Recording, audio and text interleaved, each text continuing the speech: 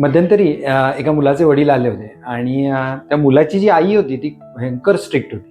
ती त्याच्यावर खूप आरडाओरडा करायची, किंचाळायची. एकंदरच मुलाच्या मनावर त्याची खूप दहशत होती आणि वडिलांना हे पटत नव्हतं. वडील वारंवार आईला सांगायचा प्रयत्न करत होते की अशा पद्धतीने मुलाबरोबर वागू नकोस, परंतु आई काही बदलायला तयार नव्हती. आणि कळत नकळत ह्या सगळ्या प्रोसेसमध्ये वडील मुलाच्या संगोपनात मुलाला फेवर करत होते आणि चुकीच्या ठिकाणी त्याच्यासाठी ते उभे राहत होते. म्हणजे कळत नकळत मूल याचा वडिलांना जो सॉफ्ट कॉर्नर होता त्याचा गैरफायदा घेत होता आणि त्यातनं अजून ताण निर्माण होत होता.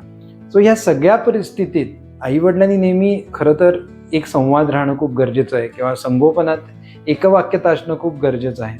परंतु उलटी पण केस असते, म्हणजे कधी कधी वडील स्ट्रिक्ट असतात, आई सॉफ्ट असते.